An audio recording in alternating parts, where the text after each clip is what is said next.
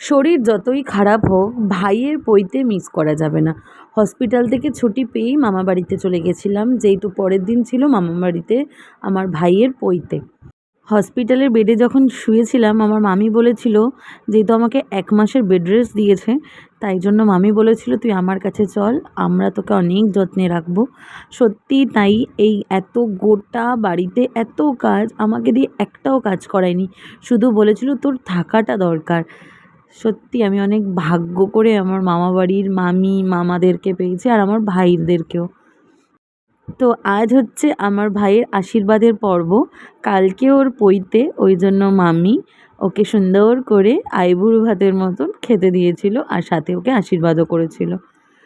মামি করে নেওয়ার পরে আমার মা করেছিল, মামা করেছিল। আমি আর করিনি, যেহেতু আবার আমাকে খাট থেকে নামতে হবে, ওই জন্য আমি একদম বিছনায় শুয়ে শুয়েই ওদের আশীর্বাদ দেখছিলাম। অনেকটা মন খারাপ নিয়েও ওখানে বসেছিলাম, কারণ ভাইয়ের পৈতেতে অনেক আশা করেছিলাম যে অনেক মজা করব, কিন্তু আলটিমেটলি সেটা হলো না। আমি খুব একটা বেশি আশা করলে সেই কাজটা আমার হয় না, ভগবান চায় না আমি সেই কাজটা বেশি বেশি করে করি। আমার মায়ের আশীর্বাদের পরে এবার এই যে আমার মামা, এই মামা ভালো করে ওকে আশীর্বাদ করছে আর ভাই দেখিয়ে দিচ্ছে বাবা এই আঙ্গুল দিয়ে আশীর্বাদ করতে হয়, ও সব জানে। ভাইয়ের আশীর্বাদ মিটে যাওয়ার পরে মামি আমাকেও খেতে দিয়ে দিয়েছিল, ঠিক ভাইকে যা যা দিয়েছে আমাকেও তাই তাই খেতে দিয়েছিল। আর এই গাড়িটা মামার মামি আশীর্বাদ করে ওকে গিফট করেছে।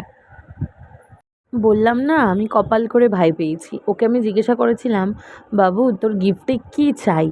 আমাকে বলেছিল একটা ১০ টাকার পোকেমন কার্ড।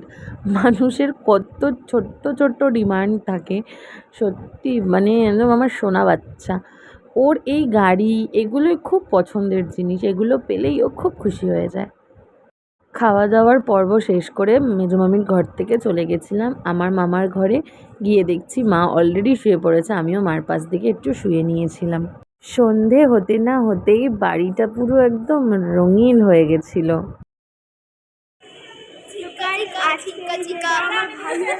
বইতে পারি দেখে নিন নাই। আর এইটা হলো একটা দাঁত খিলাতি খিলাতি একটা মেয়ে, এই যে। আর আমি হলাম নেহান সরকার, আর এ হলো আমার দিদি। ও কালকে করেছে ওষুধ খাওয়ার। আর এটা এইটা হলো লিচু মাসি। আর এটা বিপ্লব মামা।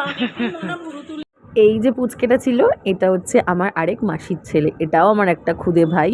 ওর খুব ইচ্ছা হলো যে ও একটু ইন্ট্রো দেবে, তাই ও ইন্ট্রোটা দিয়ে দিল। তারপর সবাই মিলে রেডি হয়ে গেছে, জল ভরতে যাবে, মানে সরি জল ভরতে না, গঙ্গা নিমন্ত্রণ যে করতে যায় সেরকম গঙ্গা নিমন্ত্রণে যাচ্ছিল। আমি সেখানেও যাইনি, যেহেতু অনেকটা পথ হাঁটতে হবে তাই আমাকে নিয়ে যায়নি। আমার দিদা আমাকে দায়িত্ব দিয়েছিল যে একটা গিফট কিনতে যাওয়ার জন্য, তো ও যেটা পছন্দ করে ওকে সেটাই দিলাম। এই গাড়িটা ওকে গিফট করেছিল আমার মামা দিদা। দিদার গিফটটা দেখিয়ে দিলাম। এবার হচ্ছে আমি কি দিয়েছি, আমি ওকে এই ওয়াচটা দিয়েছিলাম। পরের দিন সকাল সকাল একটু রেডি হয়ে একটু বেটার ফিল করে চলে গেছিলাম মঠে, যেহেতু ভাইয়ের নিয়মকানুন সবটাই ওঙ্কারনাথ মহামিলন মঠেই হতো। ছোটোবেলার কথা খুব মনে পড়ছিল, এই মন্দিরটাতে আমার ছোটোবেলা শুরু হয়েছিল, কারণ এই মন্দিরের পিছনেই আগে আমরা থাকতাম। ওখানে গিয়ে আমি একটু রাধাকৃষ্ণের মন্দির দর্শন করলাম, তারপর আমি আর মা গিয়ে ওখানে অনেকগুলো মন্দির আছে, অন্নপূর্ণা মায়ের মন্দির আছে, সেগুলো দর্শন করছিলাম। আর ততক্ষণে ওদের পৈতের কাজও হচ্ছিল। ফ্যামিলির এটাই ভালো লাগে যে কোনো অকেশান হলে সবাই এক জায়গায় হয়। আর আমাদের ফ্যামিলিতে বিশ্বাস করো সবার মধ্যে এত মিলমিশ, সবাই এক জায়গায় হলে আর কখনো পাড়ার কাউকে লাগে না।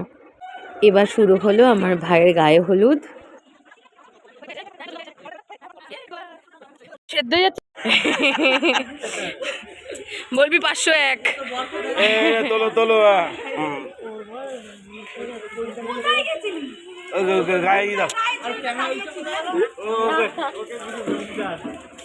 চুনটুলি খুলে যাচ্ছে রে। ভাইয়ের গায়ে হলুদটা কমপ্লিট হয়ে গেছে, এবার ওই সন্ন্যাসীর যে পোশাকটা আছে সেটাই ওকে পরিয়ে দিচ্ছিল। দেখতে দেখতে আমার ভাইটা কত বড় হয়ে গেল, এইটুকু পুচকু ছিল, পুচকুর আজকে নাকি পৈতে হয়ে গেল। আমি এর আগে এই মঠে এত পৈতে হতে দেখিনি, এই প্রথম ভাইয়ের বেলাতেই দেখলাম যে মঠে এখন এত পৈতে হয়। যাই হোক, আমার মামা আমার ভাইকে পৈতেটা পরিয়ে দিল। আজকের ব্লগটা একটু বড় হতে চলেছে, একটু ধৈর্য করে দেখো, আশা করি তোমাদেরও সবার ব্লগটা ভালো লাগবে।